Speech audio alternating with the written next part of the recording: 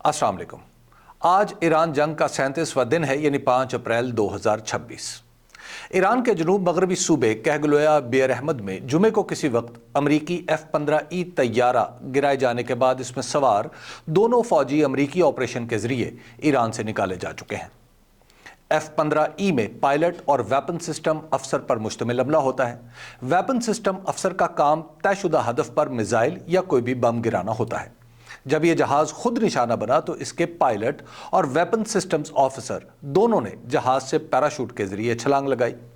Pilot को तो जहाज तबाह होने के चंद घंटे बाद ही तलाश कर लिया गया, जबकि वेपन ऑफिसर आज सुबह होने तक ईरान के अंदर छुपा रहा।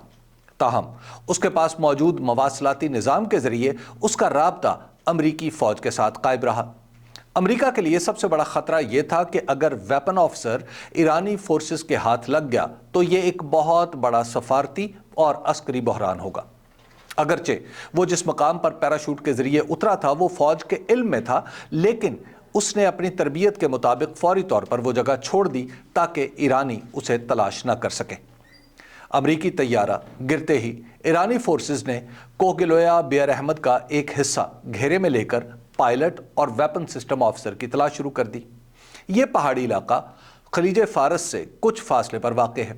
ईरानी फोर्सेस ने न सिर्फ खुद उनको ढूंढना शुरू कर दिया बल्कि उनके बारे में इत्तला देने पर इनाम का ऐलान भी कर दिया। इस ऐलान के बाद इलाके के लोगों ने भी असलाह लेकर उन्हें तलाश करना शुरू कर दिया। ईरान की कोशिश थी कि इन दोनों में से कम एक को गिरफ्तार करके उसे बतौर जंगी कैदी दुनिया के सामने पेश किया जाए। इस सूरत में अमेरिका की ताकत और दबदबे को जो धचका पहुंचना था, अमेरिका उससे बचना चाह रहा था। इसलिए अमेरिकी फौज ने भी अपने अफसर को बचाने के लिए हर मुमकिन कार्रवाई का फैसला कर लिया। इसका मतलब था कि ईरान के अंदर अमेरिकी फौजी कार्रवाई। इसके लिए फौज को सदर ट्रंप की इजाजत की जरूरत थी, जो फौरी तौर पर मिल गई। इससे एक दिन पहले अमेरिकी फौज ने गिरने वाले तैयारे के पायलट को ईरान से निकाल लिया था। इस ऑपरेशन के दौरान एक अमेरिकी हेलीकॉप्टर को भी जमीन से गोलियों का निशाना बनाया गया था, मगर यह हेलीकॉप्टर ईरान की हुदूद से निकलने में कामयाब हो गया। अमेरिका और ईरान के दरमियान दूसरे अफसर को पहले तलाश करने का मुकाबला जारी था। ईरानी अफवाज इलाके को घेरे में ले चुकी थीं और कर्नल के बराबर ओहदे का हामिल अमेरिकी अफसर छुपने की जगह तलाश कर रहा था। पहाड़ी इलाका और मुसलसल हरकत में रहने की वजह से वो अपनी दुरुस्त लोकेशन भी नहीं भेज पा रहा था। उसके पास सिर्फ एक पिस्तौल था, जबकि ईरानी उसके मुकाबले में कहीं ज्यादा मुसल्लह थे। वो 24 घंटे से ज्यादा देर तक उनसे बचने की कोशिश करता रहा। इस भागदौड़ में इस इलाके के बारे में उसके मवासलाती आलात कुछ न कुछ सिग्नल भेजते रहे, जिनकी वजह से अमरीकी फौज ने इस इलाके का तयन कर लिया जहां वो मौजूद था। लेकिन वो जगह अब भी ओझल थी जहां वो छुपा हुआ था।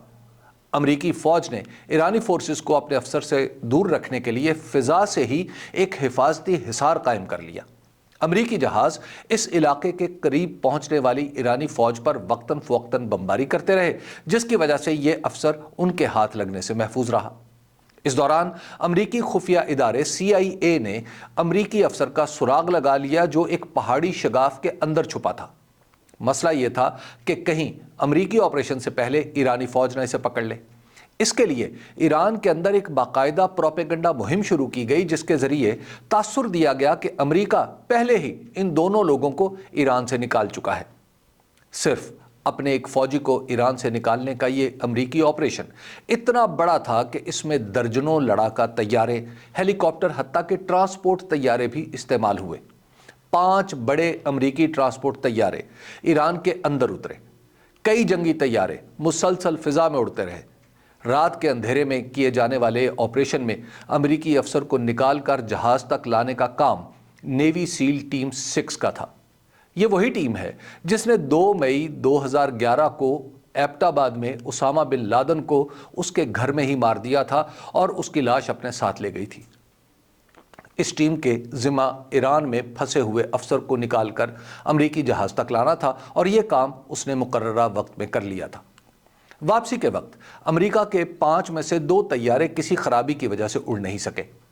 इन तैयारों में सवार अफराद के लिए अलग जहाज मंगवाए गए और जमीन पर रह जाने वाले तैयारों को खुद अमरीकी फौजियों ने तबाह कर दिया। یہ تقریباً وہی صورتحال تھی جو 2011 میں ایبٹ آباد میں نیوی سیل ٹیم 6 کو پیش آئی تھی۔ اس موقع پر بھی واپسی کے وقت اس ٹیم کا ایک ہیلی کاپٹر اڑنے کے قابل نہیں رہا تھا تو اسے موقع پر بھی تباہ کر دیا گیا تھا۔ جتنی دیر ایران کی سرزمین پر یہ آپریشن جاری رہا، فضا میں جنگی طیارے موجود رہے تاکہ ارد گرد سے ایرانی فورسز اس مقام تک پہنچنے کی کوشش نہ کریں۔ یہ اتنی حساس نوعیت کا آپریشن تھا کہ اگر اس میں کسی ایک امریکی فوجی کی جان چلی جاتی یا عین وقت پر ایرانی فورسز پہنچ جاتی تو ایک امریکی فوجی کو بچاتے ہوئے درجنوں فوجی ایران کے ہتھے چڑھ جاتے۔ اس خطرے کے باوجود امریکہ نے اپنے ایک فوجی کو بچانے کے لیے اتنا بڑا آپریشن کیا جو فوجی اعتبار سے بہت بڑی کامیابی ہے۔ ایران کی طرف سے 2 امریکی طیاروں کے نشانہ بنائے جانے سے ایک تاثر پیدا ہوا تھا کہ ایران کا فضائی دفاعی نظام بہت مضبوط ہو چکا ہے۔ ایک ہی دن میں 2 امریکی طیاروں کا مار گرایا جانا معمولی واقعہ نہیں تھا۔ ایران کی اس کامیابی کے بارے میں کئی طرح کی آراء سامنے آئیں، جن میں ایران کے پاس اپنے بنائے ہوئے infrared air defence system سے لے کر روسی ساختہ بہترین ایئر ڈیفنس سسٹم S-400 یا S-300 کی موجودگی تک کی بات ہوئی۔ یہ تاثر قائم بھی رہتا اگر F-15 کا عملہ ایرانی حدود سے باہر پایا جاتا۔ بدقسمتی یہ ہوئی کہ F-15 کے عملے کے دونوں ارکان ایران میں ایجیکٹ ہوئے، پیراشوٹ کے ذریعے زمین پر اترے اور پھر امریکہ نے ان دونوں کو ایک بہت بڑے فوجی آپریشن کے ذریعے نکال بھی لیا۔ اس آپریشن کے لیے کچھ طیارے ایران کی سرزمین پر اترے، کچھ فضا میں چکر لگاتے رہے اور بعض اطلاعات کے مطابق اس آپریشن کے دوران ہونے والی جھڑپ میں 5 ایرانی بھی جاں بحق ہوئے۔ امریکہ کے 2 جہاز تباہ ہوئے مگر اس کے کسی فوجی کو کوئی گزند نہیں پہنچی۔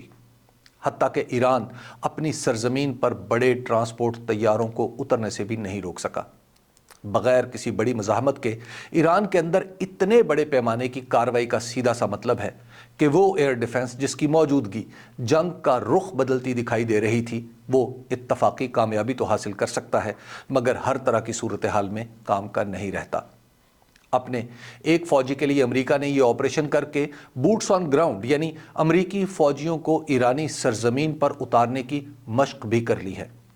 اس پس منظر میں امریکی صدر ڈونلڈ ٹرمپ کی یہ دھمکی کہ آئندہ منگل تک اگر آبنائے ہرمز نہ کھلی تو ایران کے بجلی گھروں اور پلوں کو بیک وقت نشانہ بنایا جائے گا، حالات کے خراب تر ہونے کا پتہ دے رہی ہے۔ جنگ کے 37ویں دن اس امریکی آپریشن نے صورتحال کو کافی حد تک بدل دیا ہے۔ اس کے بعد ایران جنگ فیصلہ کن مرحلے میں داخل ہو چکی ہے۔ شکریہ۔